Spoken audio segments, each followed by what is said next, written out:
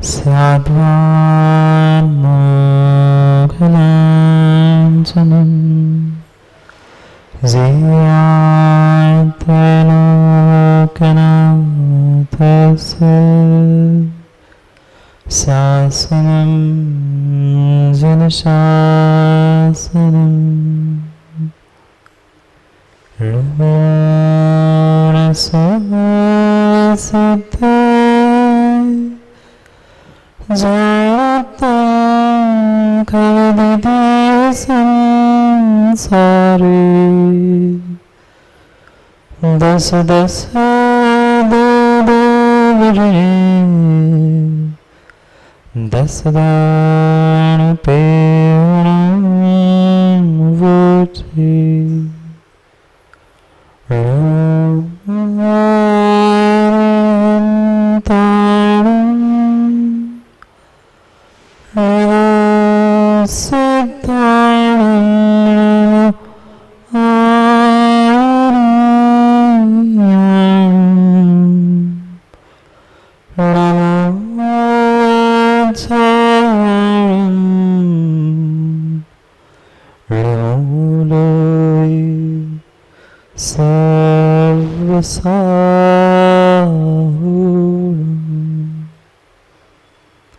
अनंत अनंत परम सिद्ध भगवान की 1008वीं आदिनाथ भगवान की परम पूज आचार्य भगवान कुंद कुंद स्वामी की परम पूज आचार्य भगवान गुरुवर विशुद्ध सागर जी महाराज की सनातन जैन धर्म की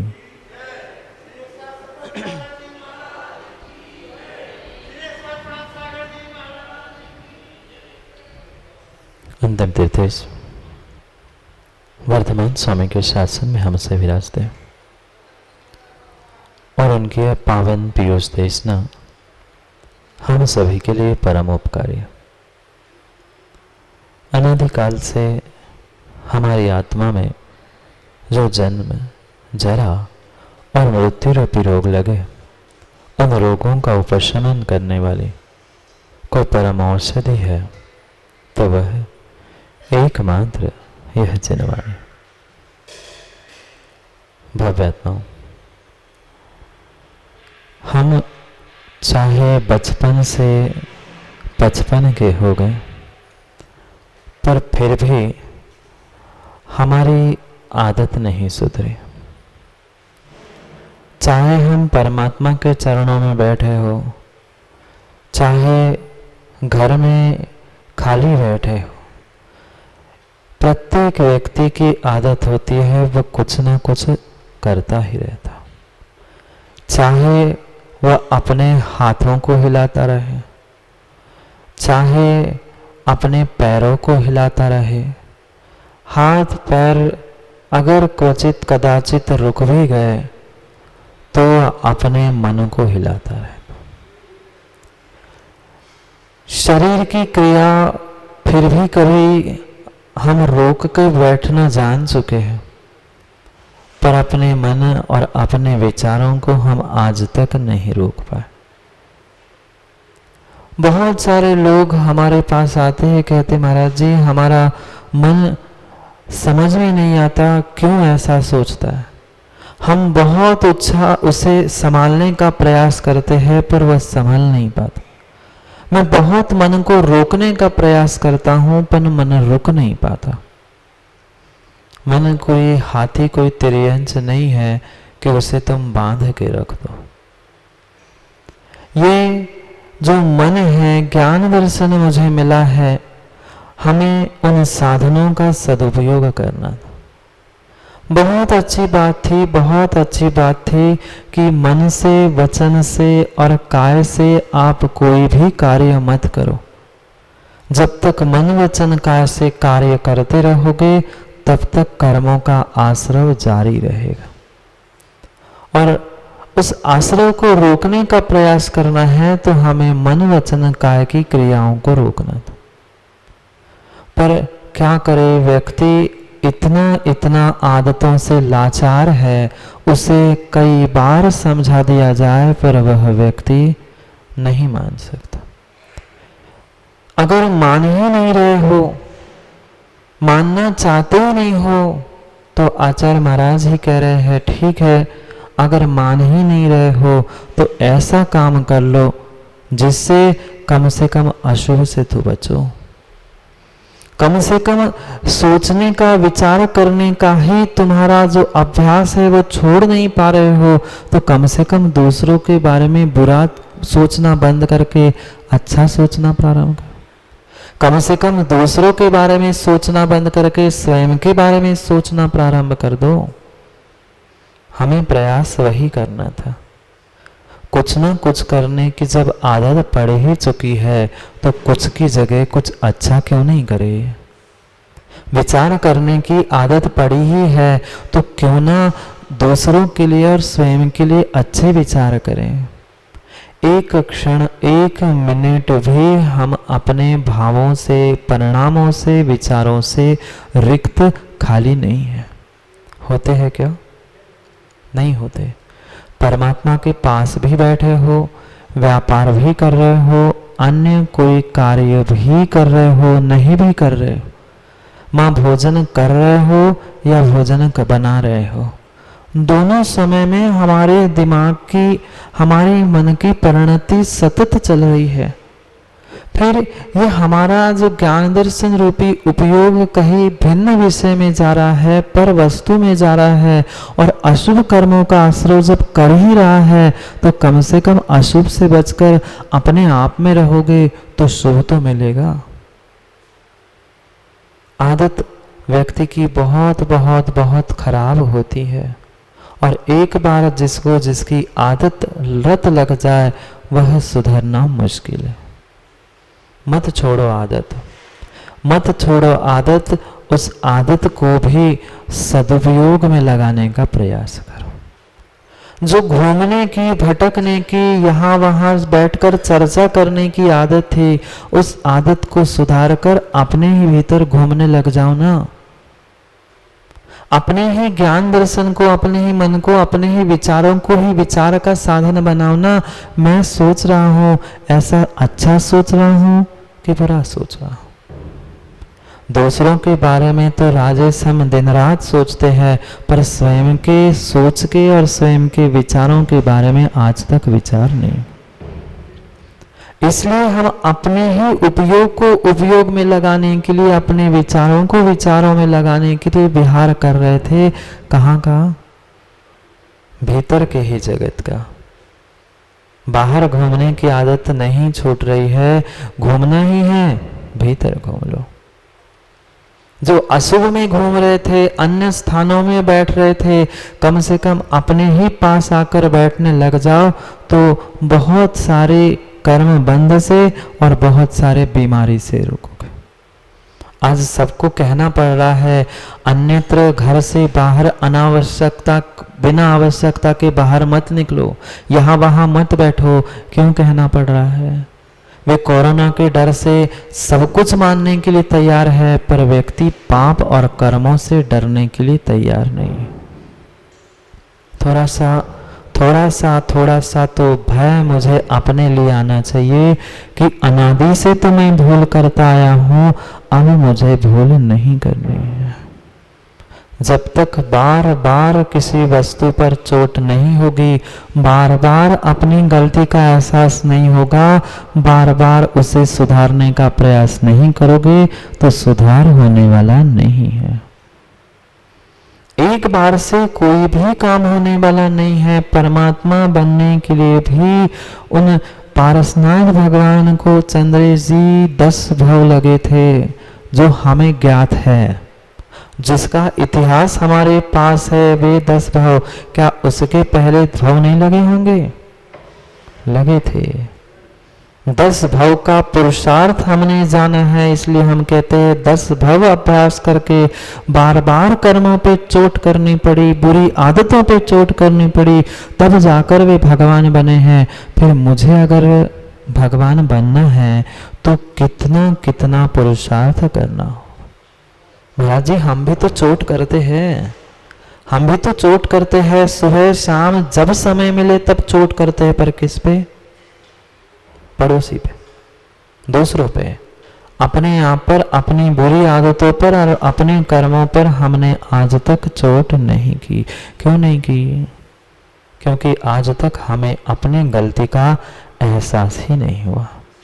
हमें लगता ही नहीं है कि मैं संसार में कुछ गलत कर रहा हूं। गलत अगर कोई करता है तो माताओं कौन करता है?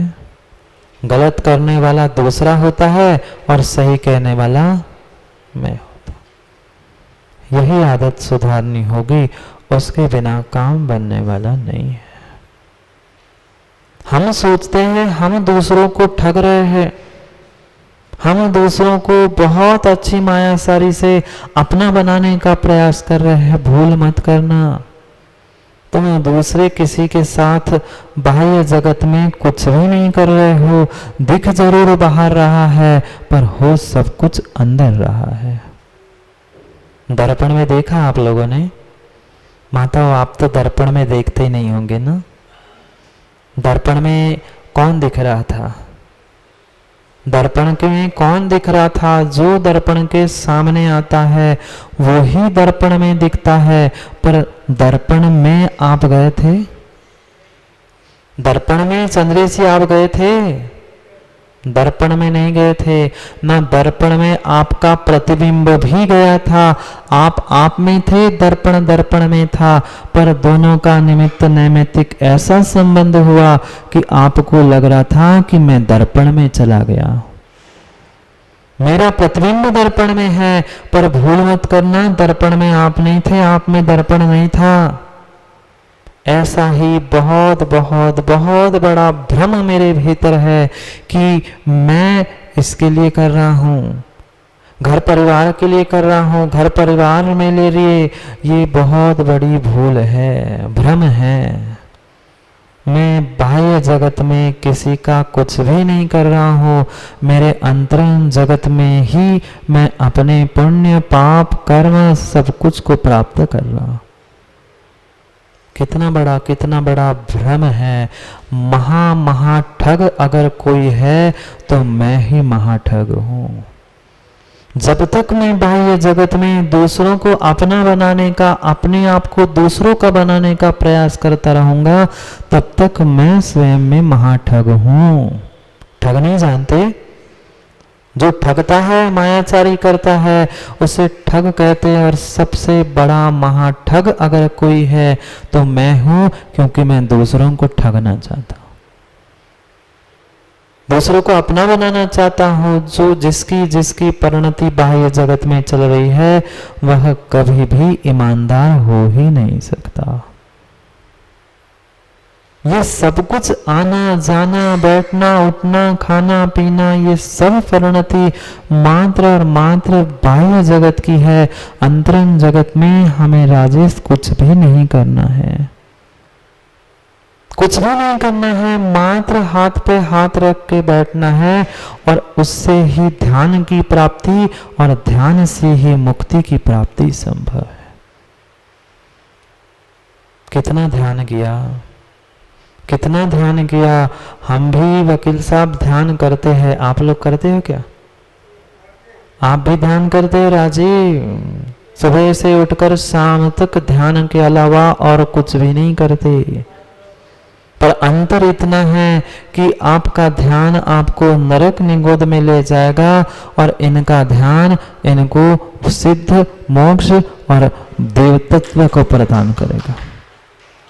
बात कह रहे हैं दोनों, ध्यान नरक में भी और मोक्ष में भी।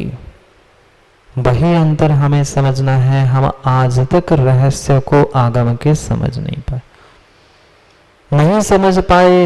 वह ध्यान होता क्या है? राजेश ने ये समझ के रखा है, बढ़िया वह अपने पहले शरीर को खूब थका लो, फिर किसी पंखे कूलर में या अच्छे स्थान पर बैठकर शरीर की उस आसन को, हाथ पैरों को साध लो। मात्र इसका नाम ध्यान नहीं है, योग नहीं है।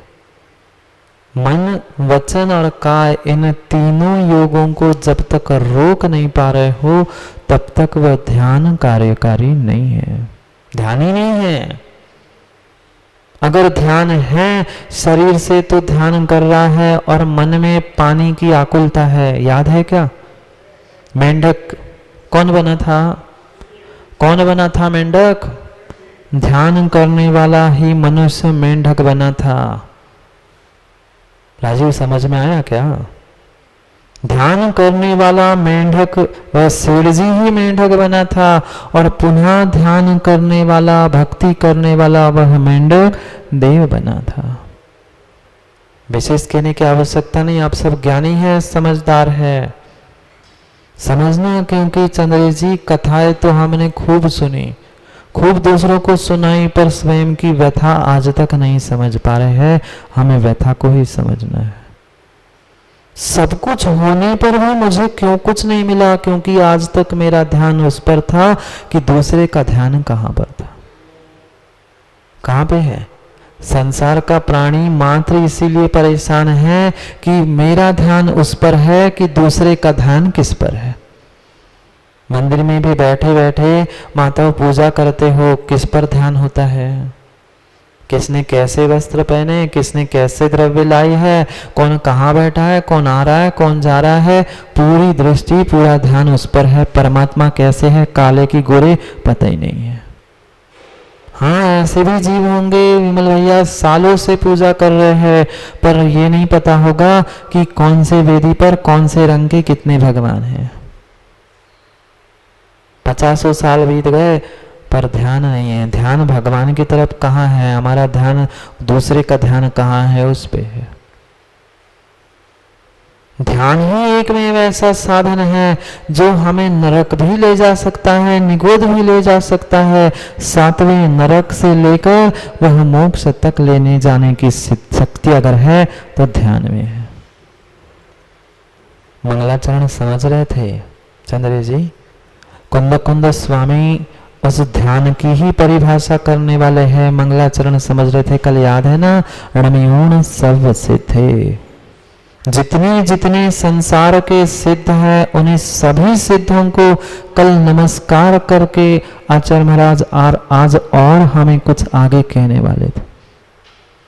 और उस ध्यान की सिद्धि के लिए ही, ध्यान को प्राप्त करने के लिए ही हम अंतरंग जगत में विहार कर रहे हैं, अपने विचारों पर ही विचार कर रहे हैं। ध्यान की स्थिति विचारजन्य नहीं है।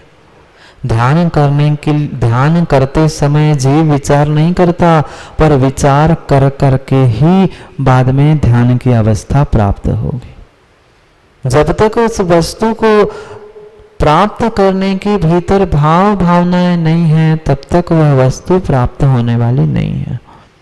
क्यों समझ रहे हैं 12 भावनाओं को? क्यों उनका चिंतन कर रहे हैं? ध्यान हो, चाहे भगवान की भक्ति हो, चाहे रत्नत्रय का पालन हो, अगर वैराग्य के विहीन है तो वह सब धरा का धरा रह जाएगा। बहुत सुंदर बात आचार्यों ने लिख दी है, बहुत सुंदर बात आचार्यों ने लिख दी है। जैसे कोई विधवा स्त्री है, जैसे कोई विधवा स्त्री है और बहुत श्रृंगार करके घूम रही है, तो उस विधवा स्त्री का श्रृंगार किस लिए? महिला का श्रृंगार मात्र अपने पतिदेव के लिए ही होता है, और विधवा स्त्री का जैसे श्रृंगार शोभा नहीं देता, ऐसे ही वैराग्य से विहीन चारित्रधारी की शोभा चंद्रेश जी नहीं है। मैं नहीं कह रहा हूं, मैं नहीं कह रहा हूं। आचार्य कार्तिकेय स्वामी कार्तिकेय अनुप्रेक्षा में जो 12 भावनाओं का वर्णन कर रहे हैं, वैराग्य को, जो 12 भावनाओं को वैराग्य की जननी कह रहे हैं, वो ही कह रहे हैं। भले ही कितना ही अच्छा चारित्र का पालन कर रहे हो, पर वह देशव्रत महाव्रत कोई भी चारित्र हो, अगर वैराग्य विषय भोग संसार से उदासीनता नहीं है तो तुम्हारा वह चारित्र कार्यकारी नहीं है। वैराग्य से युक्त चारित्र ही साधक को वर्धमान चारित्र तक पहुंचाकर भगवत्ता प्रदान कर सकता है। अन्य मात्र चारित्र कामन का नहीं है। एक भी मूल गुण में कमी नहीं है, पर मैं क्यों कर रहा हूँ, उसके पीछे जो भाव भावनाएं थी वही नहीं जानते तो हमारा कल्याण कैसे होगा। पिछी हो, कमंडल हो, दिगंबर मुद्रा हो, क्यों धारण की है पता ही नहीं है, तो काम बनने वाला नहीं है बनने वाला। इसलिए कह रहे चारित्र का पालन हो, व्रत तप संयम हो, या भगवान की भक्ति भी क्यों ना हो, अगर विषय भोगों के प्राप्ति के लिए कर रहे हो तो पंडित जी भगवत्ता मिलने वाली नहीं है। हम समझ रहे थे वैराग्य को और 12 भावनाओं को, वैराग्य को उत्पन्न करने वाली एकमात्र ये जननी है 12 भावना, 12 अनुप्रेक्षा। जैसे कोई अग्नि होती है, अग्नि को दहकते हुए जलते हुए देखा आप लोगों ने, अग्नि जलती है और थोड़ी सी हवा आती है तो अग्नि और बढ़ती है। ईंधन भले ही थोड़ा सा हो पर हवा जैसी आती है वैसी ही अग्नि और बढ़ती दिखती है। अग्नि नहीं देखी हो, चूल्हे में भी कभी माँ को उस नली से हवा करते नहीं देखा क्या? आज तो ये सब सीन पुराने जमाने के हो गए, पर कभी तो कभी देखा होगा। जैसे ही हवा लगती है वह अग्नि की शिखा और प्रज्वलित होती है, ऐसे ही 12 भावनाओं की जैसी हवा लगती है वह वैराग्य उत्पन्न भी होता है और प्रज्वलित भी होता है। बिना 12 भावना के वैराग्य नहीं, और बिना वैराग्य के ध्यान अध्ययन आदि किसी की भी सिद्धि नहीं। और सिद्धि नहीं तो सिद्ध कहां से बनेंगे? सिद्ध बनने वाले नहीं है। बाहर के सिद्ध बनने से प्रसिद्धि की पहले संतोष पंडित जी, व्यक्ति आज हर व्यक्ति चाहता है मेरी प्रसिद्धि हो जाए, हर व्यक्ति चाहता है मेरी प्रसिद्धि हो जाए, हर व्यक्ति चाहता है प्रसिद्धि हो जाए, पर प्रसिद्धि कब होगी? भीतर की ही जिसके पास सिद्धि नहीं है वो क्या बाहर की प्रसिद्धि प्राप्त कर लेगा? और भीतर की सिद्धि के बिना बाहर की प्रसिद्धि की है तो वह मात्र दिखावे की सिद्धि प्रसिद्धि है, कार्यकारी नहीं है। इसलिए पहले स्वयं को ही सिद्धि करो, मन वचन काय की, तभी जगत में प्रसिद्धि होगी। प्रसिद्धि कौन नहीं चाहता? हर व्यक्ति प्रसिद्धि चाहता है, पर प्रसिद्धि के पहले एकांत में सिद्धि भी करनी होगी। तुमने यहाँ पर सिद्ध ही कुछ नहीं किया और सिद्ध बनने की बातें कर रहे हो, सिद्धि कुछ है नहीं है और जगत में प्रसिद्धि की चाह कर रहे हो, उससे काम बनने वाला नहीं है। ध्यान की और सिद्धि की ही बात समझनी है। नमयोन सर्व सिद्धे। मंगल की बात कह रहे हैं, क्यों मंगलाचरण कर रहे हैं? 4 कारण आचार्य महाराज हमेशा ही बताते हैं कि ग्रंथ के मंगलाचरण के लिए 4 कार्यों की आवश्यकता या 4 कारणों के लिए मंगलाचरण किया जाता है। नास्तिकता परिहारस्तु शिष्टाचार प्रतिपालनम निर्विघ्न कार्य सिद्धिश्च शास्त्रादो तेन संस्थिति। पहला कारण, जो मेरा देव शास्त्र गुरु सात तत्व 9 पदार्थ आदि पर श्रद्धान है, उससे मेरी नास्तिकता का परिहार हो रहा है। मैं श्रद्धालु हूँ, मैं आस्तिक हूँ, मैं देव शास्त्र गुरु और उनके तत्व पर श्रद्धान करता हूँ। ये पहला कारण है मंगलाचरण करने के पीछे। फिर जैसे कोई ऑफिस, कोई मीटिंग भी होती है, वहाँ का कुछ शिष्टाचार होता है, कुछ एटिकेट्स होते हैं, कुछ मैनर्स होते हैं। ऐसे ही अगर बिना भगवान को प्रणाम किए मंदिर में आए और घूम के चले गए, काम बनेगा? मंदिर में क्यों आए? घूमने ही जाना था तो किसी गार्डन में, बगीचा में जाते ना। यहाँ आए थे, यहाँ का यही एटिकेट है कि वह व्यवस्थित वस्त्रों में, शुद्ध वस्त्रों में आकर भगवान को, देव शास्त्र गुरु को प्रणाम करना। जैसा यहाँ का शिष्टाचार है ऐसे ही ग्रंथ के प्रारंभ में पढ़ना, यह ग्रंथ के आदि का शिष्टाचार है। और स्वाभाविक है जहाँ देव शास्त्र गुरु की आराधना होगी, उनका स्मरण होगा, उनकी जयकारा लगा जाएगी, कार्य की निर्विघ्नता तो होनी ही होनी है। कार्य की निर्विघ्नता और साथ साथ में पुण्य की प्राप्ति, इन 4 कारणों से ही मंगलाचरण किया जाता है। हमें तो इतना ही पता है माँ की मंगलाचरण कार्यक्रम के या ग्रंथ के प्रारंभ में होता है, नहीं, 3 बार मंगल करने की बात आचार्यों ने कही है। आदो मध्य अवसान, आदि में, मध्य में, अवसान यानी आखिरी में। समझना, प्रारंभ में ही नवीन सब सिद्ध कह दिया, ये प्रारंभ का मंगलाचरण हो गया। मध्य में किसी आचार्य महाराज का नाम ले लिया, किसी ग्रंथ की गाथा बोल दी, ये मध्य का मंगलाचरण हो गया। अंत में पुनः भगवान महावीर स्वामी की जय बोल दी, ये क्या हुआ? ये 3 प्रकार का मंगलाचरण हो गया। क्योंकि मंगल की व्याख्या समझ रहे हैं, क्या मंगल है? हमने समझा था पापों को गलाकर पुण्य को लाने वाला मंगल है, और जिसके पास आचरण है ऐसा मंगल, वही मंगलाचरण है। और जिनके पास ऐसा मंगलाचरण है उनका ही नाम स्मरण करना मंगलाचरण है। मात्र भजन का गाना मंगलाचरण नहीं है। उनकी जयकारा ही नहीं है, उनके प्रति गुणानुवाद ही नहीं है, तो वह मंगलाचरण की कोटि में नहीं आएगा। बहुत बहुत बहुत ज्ञान की कसौटी पर कसते कसते कुंद कुंद स्वामी एक एक शब्द लिख रहे हैं। सबसे पहले लिख दिया नमयोण, नमस्कार करके किसको? किसको संतोष पंडित जी? नए बस्ती वाले सिद्धों को नहीं, सिद्ध में अनेक पर भी पुनः विशेषण रूप से लिखा सब सिद्ध है, क्योंकि पता है पंचम काल के जीव कितने कितने वक्र परिणामी हैं। अगर वे नहीं लिखते तो सब कहाँ लिखा है? ऐसे भी लोग होते हैं, लिखा रहता है कीप लेफ्ट, उल्टे हाथ से चलो, पर ये कहाँ लिखा है कि सीधे से मत चलो? हम चल रहे हैं, इसलिए उन्होंने लिखा है विशेष रूप से सिद्धे में भी सब सिद्धे। किंचित भी मन में अगर विकल्प हो रहा है कि ये है, ये नहीं, वो नहीं, नहीं, जितने अनादि से सिद्ध बने हैं और अनंत का आगे बनने वाले हैं, उन सभी सिद्धों को नमस्कार करके विश्वास मानना। किसी कार्य की चंद्रेजी सिद्धि चाहते हो तो सिद्धों की आराधना के बिना काम बनने वाला नहीं है। आज सब कुछ बदल गया, सब कुछ बदल गया। पहले एक जमाना होता था जब बालक को पढ़ने के लिए भेजा जाता था, तो याद है क्या विमल भैया?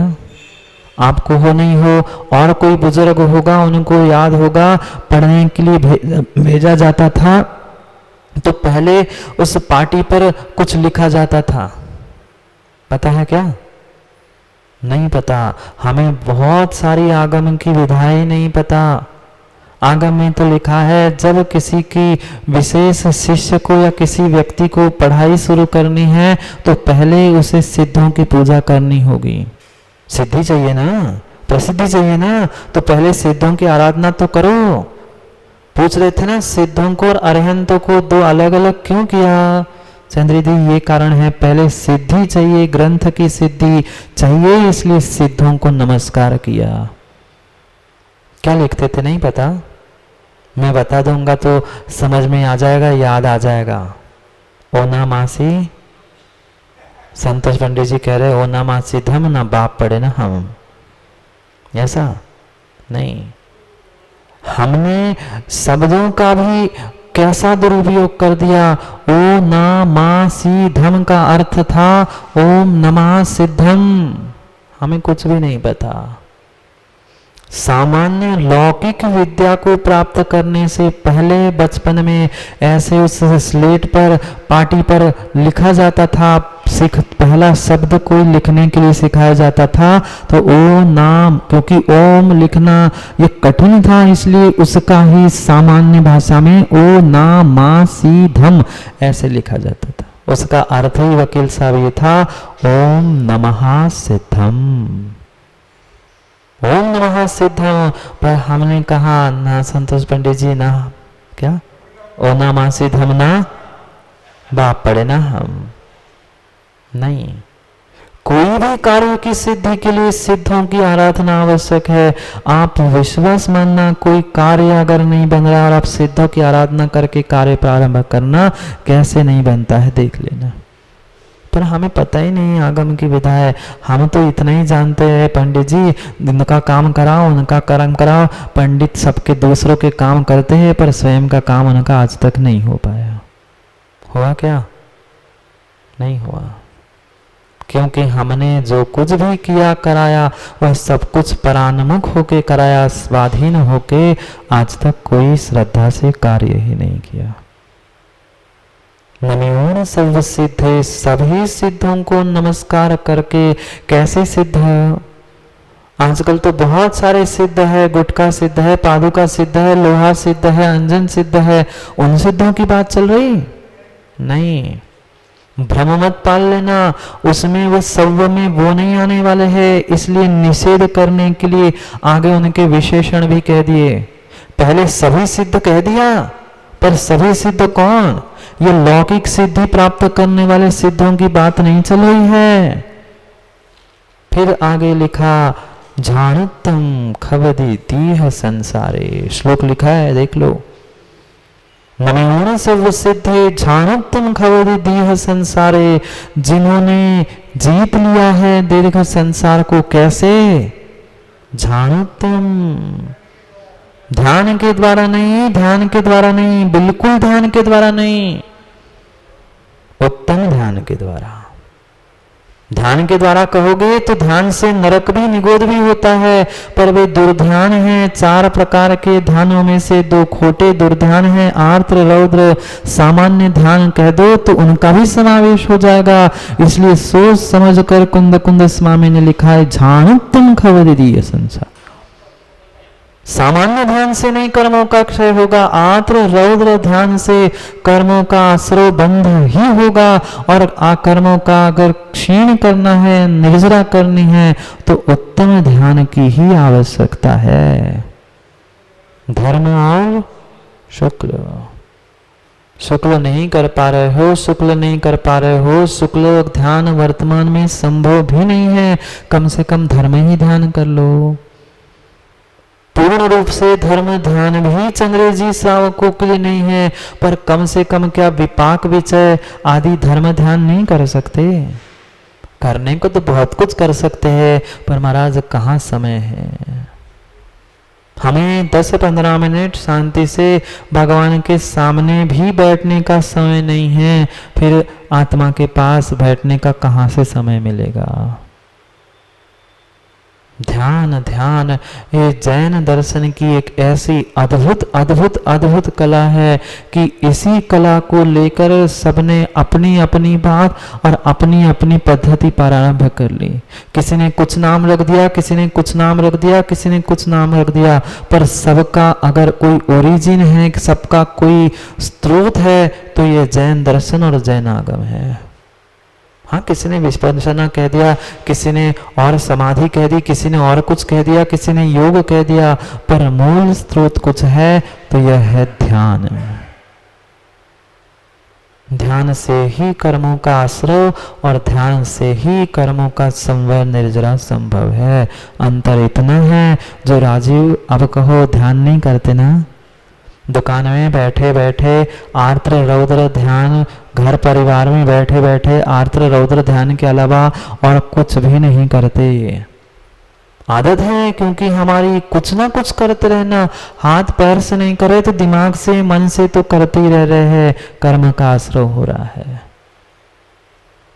अब उस ध्यान को अपने भीतर लाने के लिए, उत्तम ध्यान को प्राप्त करने के लिए उन 12 भावनाओं को समझ रहे हैं, क्योंकि ये बाह्य जगत, ये विषय, ये भोग, उनका स्वरूप कैसा है वो समझकर हमें अपने भीतर पहुंचना है।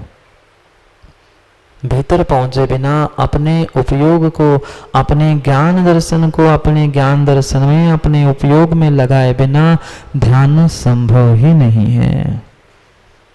विचार करना, चिंतन करना, चिंता करना, इसका नाम नहीं है ध्यान, नहीं है ध्यान। सभी प्रकार के चिंता का नाश कर देना, चिंता से दूर हो देना। चंद्र जी उमा स्वामी ने क्या लिखा? क्या लिखा उमा स्वामी ने? एकाग्र चिंता निरोधा, एकाग्रता और चिंता का निरोध लिखा है, चिंता नहीं लिखा। हम तो 24 घंटे संतोष जी चिंता में लगे हैं, चिंता करते करते सूख गए, शरीर भी सूख गया और हमारा पुण्य भी सूख गया। जितना पाप का आश्रय हम सोच के नहीं करते हैं, उतना शरीर से और वचनों से नहीं करते। बंद कर दो, बंद कर दो संतोष जी, व्यर्थ का सोचना, उससे काम होने वाला नहीं है। जन्मदिन है ना आज, सब कुछ चला गया सोचते सोचते, अब थोड़ा सा समय बचा है, उत्तम ध्यान की ओर अग्रसर हो जाओ। नहीं कर पा रहे हो धर्म ध्यान मत करो, पर कम से कम आर्द्र रौद्र से तो दूर हो जाओ। बिल्कुल मत करो, बिल्कुल मत करो, धर्म शुक्ल ध्यान की कल्पना भी मत करो, पर जो आर्द्र रौद्र ध्यान विषय कसाय भोगों के निमित्त से कर रहे हो, उसको बंद करने का प्रयास कर दो ना। ये बंद हो जाएगा तो अपने आप शुरू हो जाएगा। पर हम चाहते ही नहीं हैं उस आर्द्र रौद्र ध्यान से दूर होने का। कभी परिग्रहानंदी, कभी हिंसानंदी, कभी निदान रूप, तो कभी विषय रूप, कितने इष्ट विषयों की प्राप्ति के लिए, कितने के लिए हम आर्द्र रौद्र ध्यान कर रहे हैं। जितने सिद्ध बने वे किंचित भी इन आर्द्र रौद्र ध्यान से नहीं बने। ध्यानोत्तम, उत्तम ध्यान से प्रारंभिक पहले गुण स्थानों में उन्होंने धर्म ध्यान किया, और जैसे 8वें 12वें गुण स्थान में पहुंचे, शुक्ल ध्यान की श्रेणी को प्राप्त करते करते उन्होंने सिद्धि को भी प्राप्त कर दिया। खवदी दीह संसारे, एक एक शब्दों के विशेषणों के बारे में चंद्र जी विचार करो। कुंद कुंद स्वामी ने क्यों ऐसा लिखा? मात्र संसारे लिख देते, मात्र ध्यान लिख देते, मात्र सिद्ध लिख देते, नहीं, सबके पीछे विशेषण लिखे। दीर्घ संसारे, अभी तक जितना संसार था वह उनका संसार पहले दीर्घ ही था। आज इस संसार को नष्ट कर लिया, क्या उनकी कभी जीव की उत्पत्ति हुई थी? जीव उत्पन्न नहीं हुआ था, प्रारंभ नहीं हुआ था, वो तो अनादि से था। और अनादि से था तो संसार में था कि सिद्ध शिला में? अनादि से कोई सिद्ध शिला पे पहले से जाके नहीं बैठा है। जो संसार था उसका नाश करके ही वह सिद्ध बना है। ये दर्शन मत भी आया है, ये मतार्थ भी है, ये मतार्थ भी है। जो अन्य दर्शन वाले कहते हैं सदाशिव है, भगवान तो होते ही है, पहले से ही भगवान है। नहीं पंडित जी, आप भी अगर किसी भी अपेक्षा को ले बिना कह रहे हो कि त्रैकालिक सिद्ध हो, त्रैकालिक शुद्ध हो, तो गलत है। हाँ, द्रव्यार्थिक नय से, द्रव्यार्थिक की अपेक्षा से फिर भी सिद्ध हो, पर अगर नित्य ही सदाशिव अन्य दर्शनों जैसे मान रहे हो तो उनके खंडन के लिए कहा है संसार को नष्ट करके ही सिद्ध बने हैं, जन्म से कोई सिद्ध होता ही नहीं है। नहीं होता, नहीं होता। खवदी दीर्घ संसारे, दीर्घ संसार का नाश करके ही वे भगवान बने हैं, सिद्ध बने हैं। ये क्यों लिखना पड़ा? यहाँ मतार्थ भी है। कल 5 अर्थ समझ रहे थे राजीव, ये मतार्थ है। जो सदाशिव मानते हैं, नित्य ही जो भगवान है वो भगवान ही मानते हैं। जो ये मानते नहीं है कि आत्मा ही परमात्मा बनता है, उनके खंडन के लिए कह रहे हैं। जो सिद्ध बने हैं वो संसार पूर्वक ही बने हैं। मोक्ष हुआ है तो संसार पूर्वक ही हुआ है, बिना संसार के मोक्ष संभव ही नहीं है। किससे मोक्ष, किससे मुक्ति? कभी ना कभी बंधा होगा, कभी ना कभी संसार में अटका होगा, तभी तो बंदी होगी। आपसे कोई कहेगा क्या वकील साहब बहुत अच्छा हुआ आप छूट के आ गए? आपसे ऐसा कोई कहेगा कि आप बहुत अच्छा हुआ छूट के आ गए? नहीं कहेगा। उनसे ही कहेगा जो बंदी थे। आज भी देखने में कोई बता रहा था कि कोई क्वारंटाइन होने के लिए कहीं गया था, वो वापस आया, उसका बहुत सारे लोगों ने गलियों में स्वागत किया। किसका किया? जो कुछ समय के लिए बंदी था वही तो छूटा। अगर तुम संसार को ही नहीं मानोगे, दीर्घ संसार को ही नहीं मानोगे, तो सिद्धि मोक्ष मुक्ति किसकी? संभव ही नहीं है। इसलिए संसारे, वो भी दीर्घ संसारे, कुछ 1, 2, 4, 10, 20 साल के नहीं। कितने कितने कितने काल बीत गए, अवसर्पणी उत्सर्पणी कोई गणित नहीं है, अनंतानंत काल बीत चुका। और वे संसार में ही थे तभी सिद्धि को प्राप्त हुए हैं। इसलिए उन सिद्धों को कौन सिद्ध, कोई लौकिक सिद्धि वाले नहीं, जिन्होंने कर्मों को नष्ट करके, संसार को नष्ट करके, उत्तम ध्यान से जिन्होंने मुक्ति को प्राप्त कर लिया है, सिद्ध अवस्था को प्राप्त कर लिया है, ऐसे सभी सिद्ध। उनको नमस्कार करके पुनः पुनः क्या लिखा, नमियों सर्व सिद्धे झाणतम खवदि दीह संसारे 10 10 2 2 जिणे। अब पुनः अरहंतों को कह रहे हैं, क्यों? सिद्ध कह दिया था, अरहंतों की क्या जरूरत? क्या अरहंत सिद्ध बनने वाले नहीं हैं? क्या अरहंत सिद्ध बने बिना भगवान बने? बात वही है, सिद्ध तो कह दिया, पर कोई ये ना कह दे कि सिद्धों की आराधना कर ली, सामने जो अरहंत है जिनका उपकार तुम पर है, उनको क्यों नहीं स्मरण किया? पंडित जी, नमो सिद्धाणम नमो आयर्याणम नमो ऐसा पढ़ते हो कि पहले नमो अरहंताणम पढ़ते हो? क्यों? अरहंत तो सिद्धों से बड़े हैं क्या? अरहंत सिद्धों से बड़े नहीं, सिद्ध ही बड़े हैं, 8 कर्मों को जीतने वाले, 8 गुणों को प्राप्त करने वाले। पर फिर भी अरहंतों के अनंत उपकार है, इसलिए पहले अरहंतों का स्मरण करते हैं। यहाँ उनके उपकारों का भान बना रहे, इसलिए सिद्धों के साथ साथ अरहंतों को भी नमस्कार किया, तीर्थंकरों को भी नमस्कार किया। यहाँ मात्र अरहंत नहीं है, यहाँ 24 तीर्थंकरों की बात है। यही तो विद्वानों की कला होती है और यही तो विद्वानों का विनोद होता है। वे काव्यात्मक ही अपने विनोद को लिख देते हैं। 24 तीर्थंकर लिख सकते थे, नहीं लिखा। 10 10 2 2 10 10 10 10 2 2 कितने हुए? 24 ही हुए।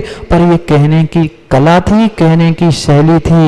यही आगम का, आचार्यों का विनोद है। मन भी तो लगे, सब जगह 24 तीर्थंकर लिखा रहता है, पर कुछ हटके भी तो होना चाहिए। 10 10 2 2 जिणे। जो 24 तीर्थंकर है जिन्होंने धर्म तीर्थ को चलाया, ऐसे 24 तीर्थंकरों को नमन।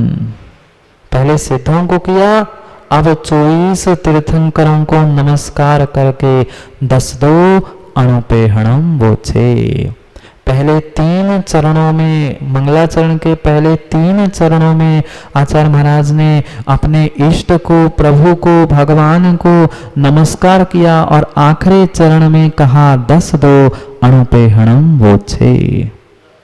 12 अनुपेक्षा, 12 भावनाओं को मैं कहूंगा। मंगलाचरण भी कर दिया और आने वाले ग्रंथ में मैं क्या कहने वाला हूं उसकी प्रतिज्ञा भी कर दी। भगवान को नमस्कार करके, सिद्धों को नमस्कार करके, 24 तीर्थंकरों को नमस्कार करके मैं 12 भावना कहूंगा। ये उनका प्रतिज्ञा और मंगलाचरण स्वरूप ये पहला श्लोक हमने यहाँ पूर्ण किया। 6-7 दिन लगे वकील साहब मात्र मंगलाचरण समझने के लिए। आगे कितना रहस्य भरा हो गया। सोचो, समय हो गया है आपका, क्या करूं, समय का पता ही नहीं चलता।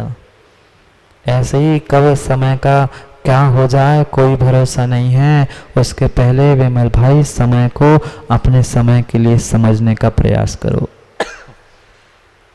पता नहीं है, पता चला कि वहां 9:30 बज गए, नहीं पता चलेगा, नहीं पता चलेगा। ऐसे ही देखते देखते संतोष पंडित जी कितने निकल गए, 40 45 50 55, बचपन गया, 55 भी गया। अभी भी समझो, छोड़ दो आर्द्र रौद्र ध्यान को, प्राप्त करो धर्म शुक्ल ध्यान को।